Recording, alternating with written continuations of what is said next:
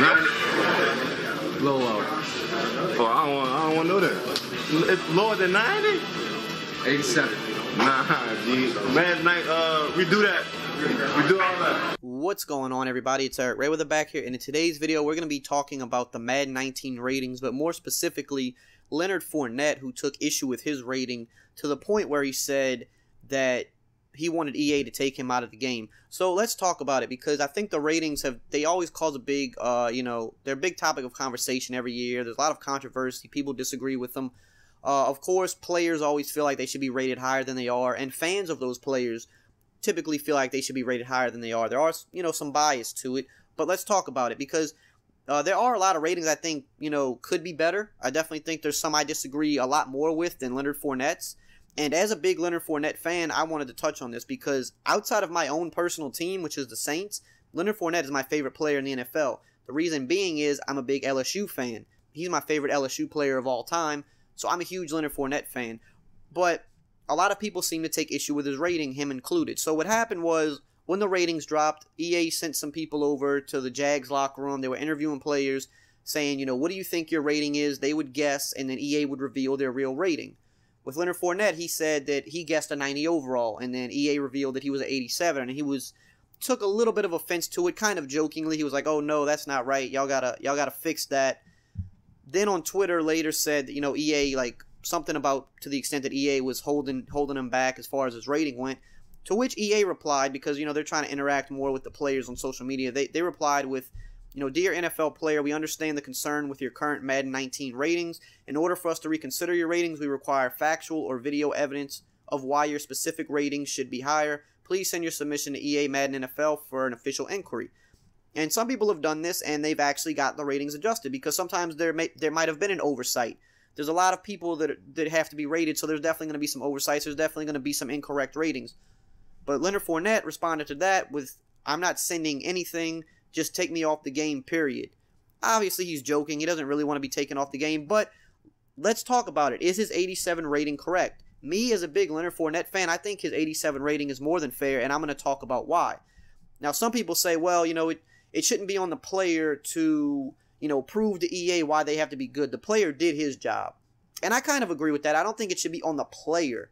If a player has an issue, I think, hey, maybe EA should, take a little bit of time, if possible, look deeper into it. But more times than not, when you dive deep enough, the ratings do make sense, because you can't just look at the end product, what they finished the year with. You can't just go off the highlight tape. If you went off everybody's highlight tape, everybody would be a 99.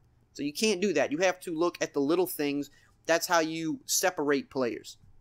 So as a big Leonard Fournette fan, I know that if you take away the highlight tape, if you watch him down in and down out, I watched, almost every down he played at LSU, and I watched a good handful of Jags games last year. I'll say I watched about 5 to 6 Jags games, front to back, because they were on TV here a good bit last year because they were doing good and in the playoffs.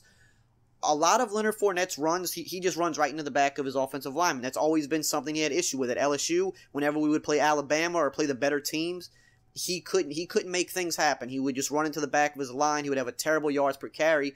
But what inflates his stats is his ability to break those big runs.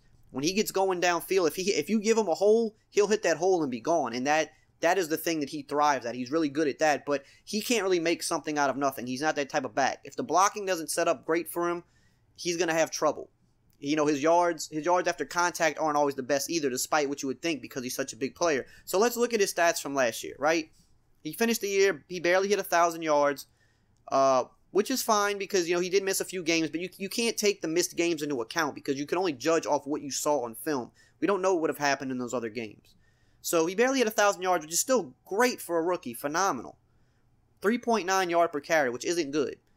What you would consider a good yard per carry average is about a 4.2, 4.3. I'll even give you a little leeway and give you a 4.0 flat.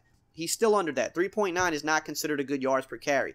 But the big problem is, if you take away his 2 monstrous runs last year that severely inflated his stats, those numbers come way down. Now, I'm not a big fan of saying, oh, well, if you take away the biggest play they had, well, then they don't look as good, because the play still happened. They still had to execute the play, correct. But especially when you're judging a first-year player, you got to look at something. Okay, he had a 90-yard touchdown run, and That's not typical. That's not going to happen every year. There's only so many 90-yard runs that have ever happened in NFL history. You can't look at that and say that's going to be a normal thing for him every year. And on that 90-yard run, the Steelers played... the game was over. They're just trying to run the clock out. And the Steelers played the laziest, worst defense. I mean, it was... Leonard Fournette literally just went through a hole and went straight. He didn't have to make a single move. He didn't have to... There was nothing. It was terrible pursuit by the defense, terrible angles, no gap integrity. They weren't really even trying. The game was over. It was like a minute left. They were already up 2 touchdowns. It was over. Leonard Fournette just runs in a straight line, 90-yard touchdown run. That's not something you can project for him to do every year. And then, aside from that, he had another run, which was a 75-yard touchdown run. Another thing that you can't expect to happen every year. He had 2 runs of 75-plus yards. He'll probably never do that again in his career. And that doesn't mean he's bad, but that just means that those 2 things are very unlikely to happen. If you take both of those runs and you just take them and give him 20-yard runs for each, which is still phenomenal. If you break a 20-yard run, that is a really good run. So if you take that 90 and that 75-yarder and turn them into 20-yard runs, which is still great, his yards per carry goes from a 3.9 all the way down to a 3.4 on the season, which is flat out terrible. It is not even close to good. So you have to consider those things when rating a player. He was also below average in yards after contact per carry. He was below average in total forced missed tackles. And for a guy his size, that's bad because he should be forcing more missed tackles. He was 36th in yards after contact per carry. That's not very good. And those are the little things that people don't take into account when looking at a player's ratings, both the fans and the players themselves. It's not just about the end result and the highlight plays. You have to figure out how they got there and what happened along the way. Let's use Kareem Hunt, for example, because I've seen nobody complain about his ratings. He's an 89 overall. He's 2 overalls higher than Leonard Fournette. No one thinks anything bad about Hunt. They think he's fairly rated.